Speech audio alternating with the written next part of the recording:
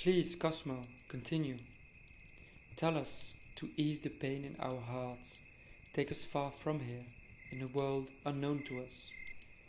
Invoke the muses in the name of Socrates and tell us what has become of the teachings and wisdom of our lost friend. I beg you, speak, and we will listen while we gaze at the stars. Beware, my friends, of what you ask for what I'm about to tell you will strike you like thunder. The future, my friends, the one I came from, is a world stranger than the tales of Mount Olympus. This future is so distant, no object around us today could be used as a proper metaphor to compare it with. This is how different every aspect of our lives is from what we experience here today. The world I'm from is a world 2,400 years from now. What do you see, Cosmo? Tell us what our future is like. By Zeus, he looks as if struck by lightning. Thunder! In the far future, the lightning thunder will not be in the hands of Zeus anymore. It will have been captured by us. We will be able to manufacture it ourselves and use it as we please. Humans will have the power of gods.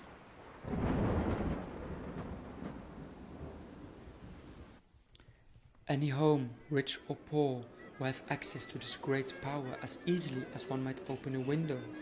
It will be sold as a commodity on the marketplace next to fruit and cloth.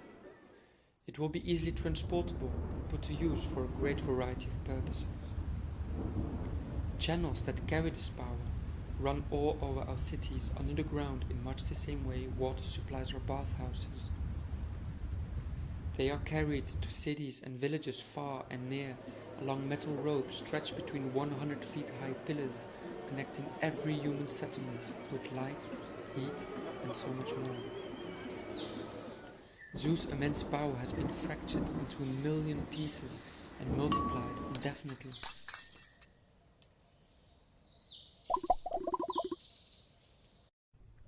Instead of hiding far away on a mountain, he is present everywhere among us.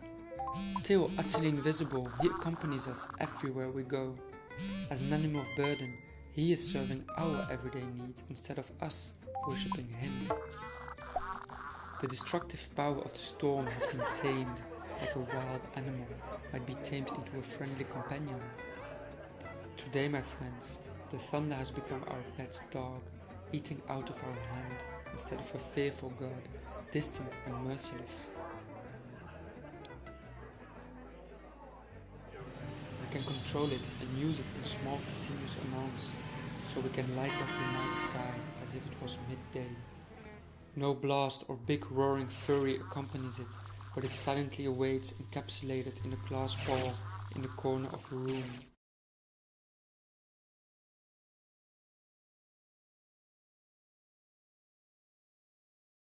The thunder provides us with more than just light. It can cool the warmest of summer days and heat the coldest of winters and provide us with every comfort our heart desires. We can make almost any demand, and like a servant, the thunder will obey.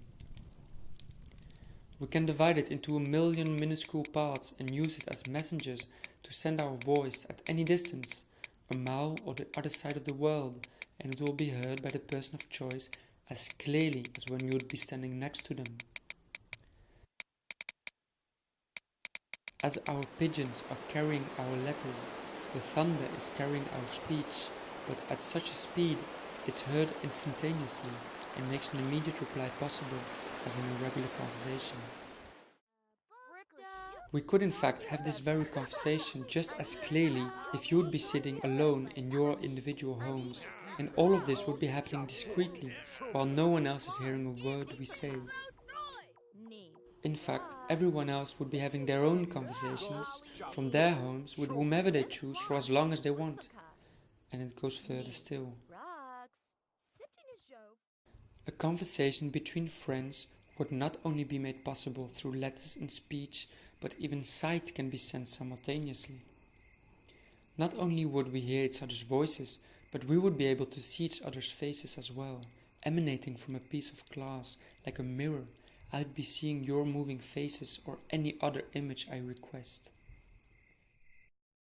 A satire play, for instance, a comedy or a choral, could be seen and heard at any time. The plays would not only be made in front of large crowds during festivals, but made first and immediately stored in vessels themselves, as a poem is stored on a piece of paper. The moving images and sound of 1,000 voices and as many instruments would be captured and copied so it can be seen again by anyone, anywhere, at any time, emanating like magic from a thin piece of glass. In fact, we are in the future very fond of these plays and watch them as often as we can.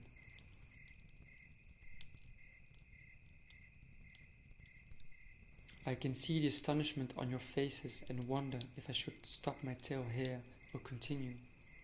The thunder is not the only power we've been able to harvest and grow ourselves, as wild seeds and animals are domesticated into plantations and cattle.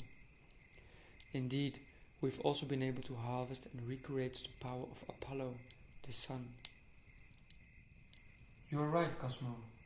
We are most curious to hear more about your strange world, but it's getting late.